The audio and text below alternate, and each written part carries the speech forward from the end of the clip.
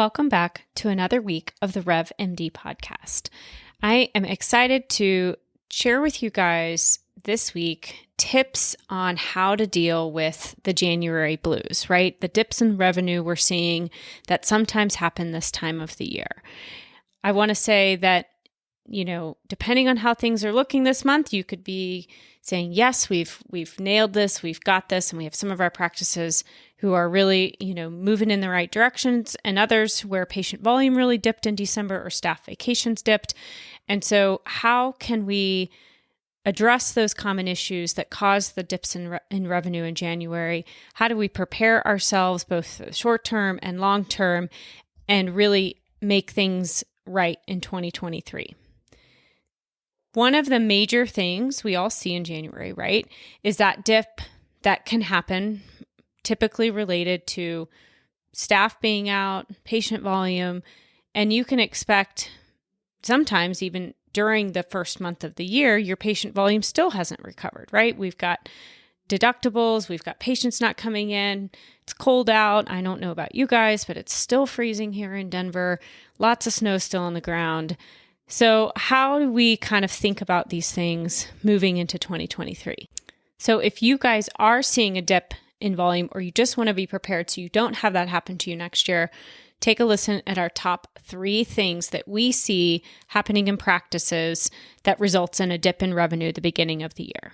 Number 1, I kind of touched on it already, right? Vacations. Both patients, physicians, everybody wants to take time off during the holidays. It's busy, families in town, you've got things going on, and really this is inevitable. As you lead up into the end of November or even the end of December, both of those are time points where people are going to be taking time off. Both you, your patients, and your colleagues in your office or your staff in your office. Now, some things that can help decrease this is really kind of planning for that in the summer and the fall. Summer and fall tend to be a time when patient deductibles have finally been met. This is a time where maybe marketing differently to get those patients in, make sure those annual exams get in, that they're not waiting to the end of the year when maybe they go, it's the holidays, maybe I'll just skip it this year. So whatever you can do to plan in the summer and fall in order to get those patients in the office, all the better. The next, obviously, is, if your staff are all taking vacations or if you're closing the office, and that's a business decision. There's no right or wrong, right? If that's something that you guys have decided to do and you're going to close the office for 2 weeks, that is perfectly fine. I think it's just how do you then plan for that drop in revenue in January? What are you doing the rest of the months? And we'll kind of touch on that when we get towards the end of the show today. So, we all kind of see Halloween decorations coming out earlier and earlier every year, Thanksgiving decorations coming out earlier and earlier every year.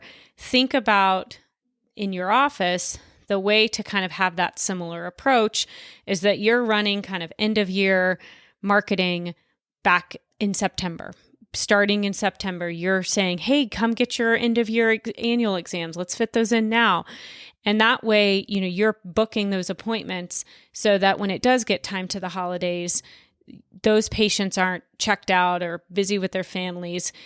So that's a way for you can, front load those patients.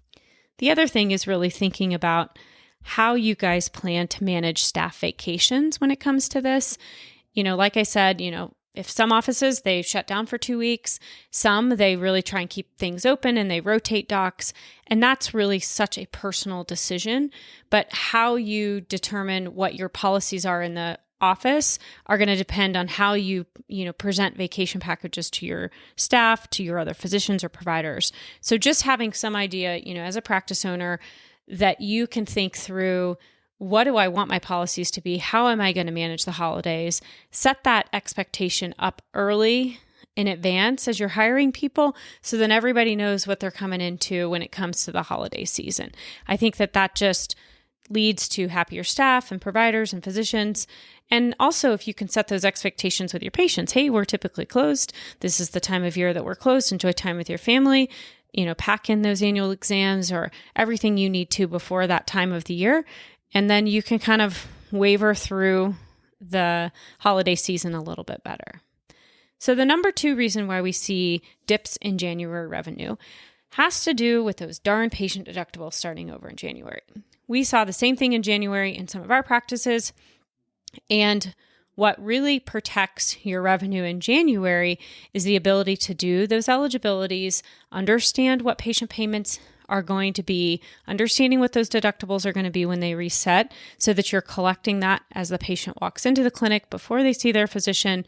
And that really allows everybody to be on the same page so that everybody knows, hey, I've got my deductibles, they reset January 1. I can expect a larger payment when I come into the office. I'm going to pay that.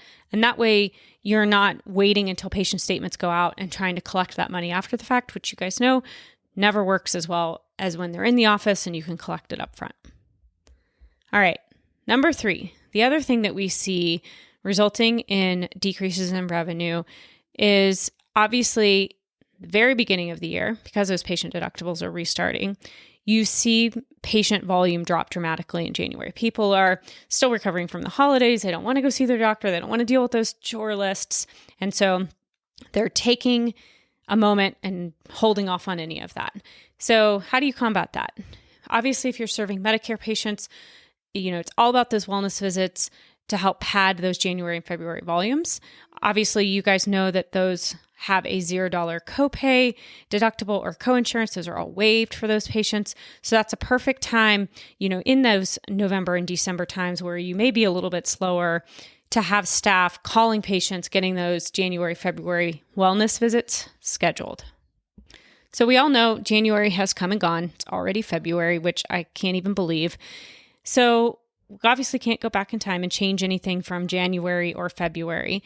So how do we manage things moving forward?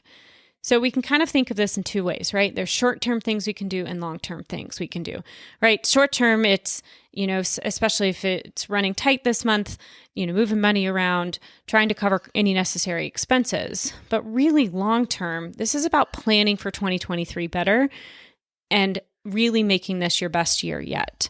A big thing that I recommend doing in January, right? You've got these dips, you've got maybe some slower patient times, maybe a little bit more admin time.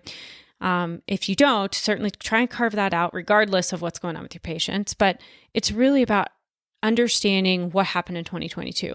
And I'm talking revenue and expenses. And I'm talking about averaging that out over a 12-month period, but also looking over month after month after month, so that you're looking at what happened in January, what happened in February, sitting down with your accountant, your office manager, your team to really understand, okay, let's understand revenue, let's understand expenses so that we can look at the trends, right? What are the trends that you had with new patient volumes?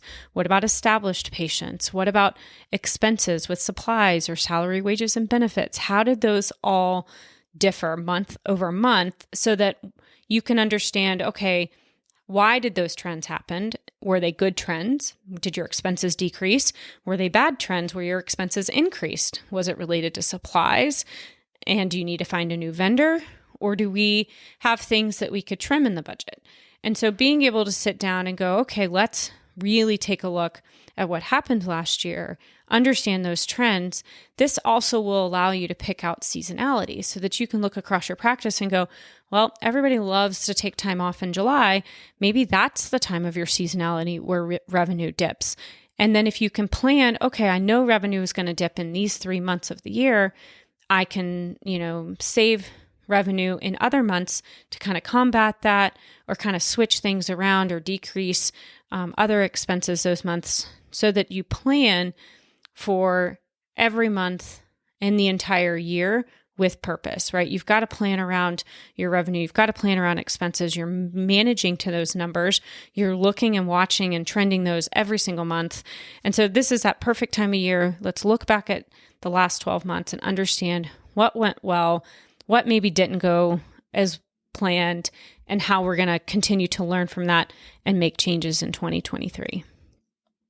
So to summarize, right, some practices are seeing kind of that January blues, the dip in revenue, and really kind of some major things that we're seeing that's happening is because staff vacations in December, right? So patient volumes are down as a result of not as many providers or physicians in the office.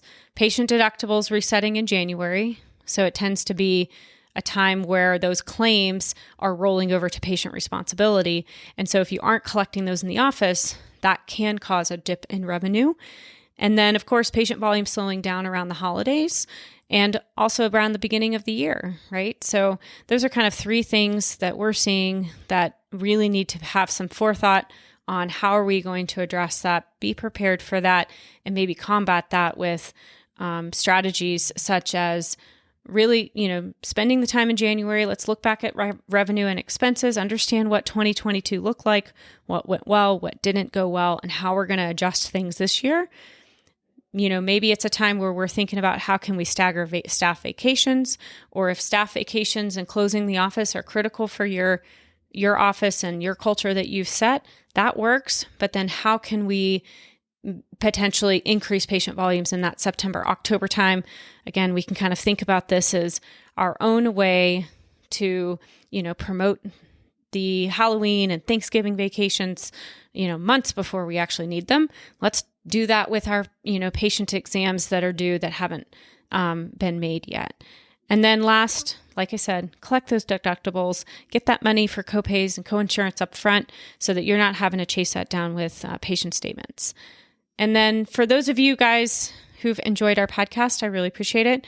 Please feel free to go to RevMD and leave us a review. And if you guys don't know, we own a medical billing company. It's called National Revenue Consulting.